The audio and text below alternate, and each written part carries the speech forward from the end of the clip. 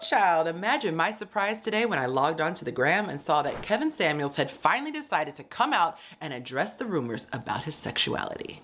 Hey, my name is Yancy. Welcome to my channel, Chasing Yancy, where I like to discuss all things love, dating, sex, and relationships. This is an unscheduled video because it needed to be said. My goodness, this video was too juicy to pass up, so I wanted to break down the most important part about the video that I saw. Now, spoiler alert, Kevin says that he is not gay. He said there is not a shred of evidence out there that could prove otherwise. And he goes on to say that if anybody takes a tiny soundbite or a video or a photo, anyone can try to manipulate it to seem like it's telling the narrative that they want to tell. He is so adamant about his sexuality and liking women that he says that if anyone wants to challenge him, he's willing to take a lie detector test, but there needs to be money on the table. He needs there to be consequences if they're out here spreading lies or making false accusations or accusations that are unfounded. But that's not the point of today's video. I want to talk about something that he said that was very poignant and something that has bothered me for years. Check out this clip. Let people say what they want to say, because honestly, most of the people who are your critics and detractors are not remotely concerned with the truth. They just want a way to insult you. They want to insult you. They want to insult you and they want to get you off topic or off task. Don't let them. I love this. Now, there are adults who can debate and there are children who argue and fight. When I am having a conversation with somebody and they stoop to name calling and defamation of character, that's where I exit stage left. I think that people do this for a number of reasons. One, they just don't know how to argue their point. They don't have any truth to stand on. So instead they have to go, squirrel, look over there. Look at this shiny thing so that we can get off of the topic, because it'll show that I have no idea what I'm talking about and I have no way of proving what I'm saying. I have to admit, there are times where I get in my feelings and I can't exactly articulate why I feel what I feel. But 9 times out of 10, if I just take a moment, calm down, I can properly express myself. I don't have to resort to name calling or other immature tactics to get out of the conversation. It's okay to say, you know what? Give me a second to think about this. Let me process my thoughts. Or I haven't thought about it that way. You know what? Let me mull it over. You can even simply say, we can agree to disagree. These are very mature and adult ways to handle situations in which you don't see eye to eye with the person you're talking to. Never is there a time where you need to attack the person personally simply because you don't like the words coming out of their mouth. Who does that? This, my friends, is a defense mechanism, and a lot of times I see it on social media.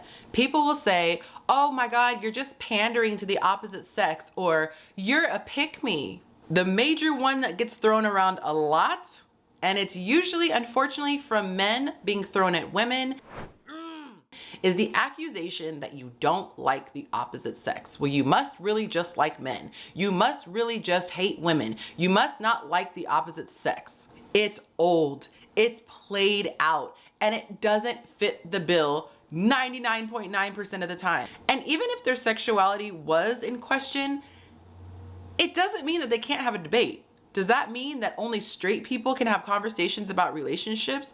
Does it mean that only straight people can tell the truth or see things from a perspective that someone else doesn't have? The other situation in which a lot of men are attacked for their sexuality, or it's called into question, is if the man does something that a woman doesn't like, specifically rejects her. If she's not his type, or he just wants to pass, or he doesn't want to have sex with her. That is usually one of the first things being thrown in his face. Another scenario is if he just doesn't move fast enough. If he hasn't tried it and she thinks that he should have already, she can easily and often accuses him of liking his same gender. It amazes me how many people in their 30s and 40s and up who should know better, who don't have the ability to express their true emotions. I just did a post today on my Instagram page that was talking about get to the vulnerability, get to the deeper emotion that you're really feeling. So instead of staying up here on the surface where it feels safe and you feel like you're powerful, really dig in, because your vulnerability is truly your power. Instead of saying, oh, you must like men, accept the fact that it doesn't feel good to be rejected. Be a big girl, pull up those big girl panties and move on. There's no need to attack him, his sexuality, his character, or anything else of that nature. When we throw out words that are meant to be insulting, we are doing damage for years to come. We need to be a part of the solution. Stop complaining that there is so much pee in the dating pool when you're the one defecating. Let's stop hurling insults when we don't like something that somebody else does and start to use our big boy and big girl words. You guys, please take a minute and share this video with everyone that you can. There are so many people who say they want to have healthy relationships, but then engage in toxic behavior like the stuff that I talked about in today's video. Drop me a comment and let me know if you agree. Now, if you want to hear more what I think about love, dating, sex, and relationships, I invite you to subscribe. Make sure you smash that notification bell if you want to be notified every time new content is dropped. And be advised, I go live every Sunday night at 5 o'clock Pacific Standard Time, which for those of you on the East Coast is 8 p.m. Until next time, tell someone that you love them. We gotta do better, people.